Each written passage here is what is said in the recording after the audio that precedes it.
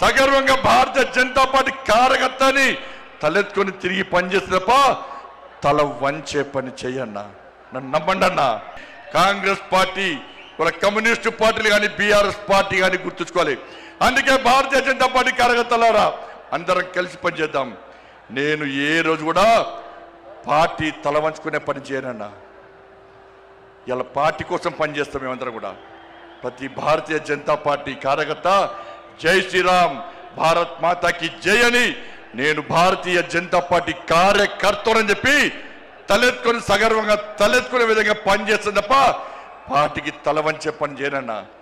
చాతగాని మూర్ఖులు, ధైర్యంగా రాజకీయంగా ఎదుర్కోలేని దద్దమ్మలు ఇలా ఏదో చేసి బండి సంజయ్ని కానీ భారతీయ జనతా పార్టీని ఇబ్బంది పడితే నేను ఫామ్ హౌస్ లో ఎలుకని కాదన్నా.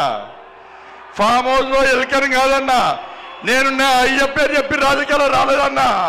నా తాత పేరు చెప్పి రాజకీయాలు రాలేదన్నా. ఏదో జెండా పెట్టి ఎత్తే రాలేదన్నా.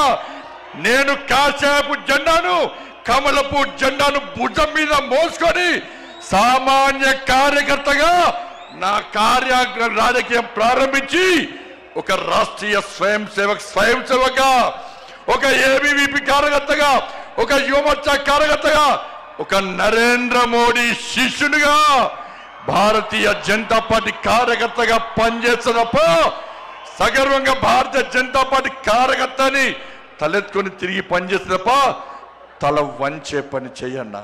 నన్ను నమ్మండి అన్నా. తప్పుడు ప్రచారం నమ్మకండి అన్నా. మా ఎంబడి ఉండండి. ఇక వదిలిపెట్టే ప్రసక్తే లేదు.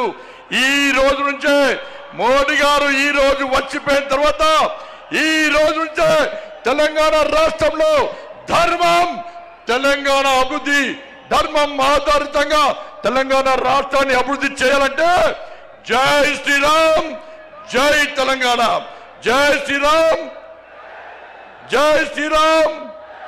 ధన్యవాదాలు. జై శ్రీరామ్, జై తెలంగాణ.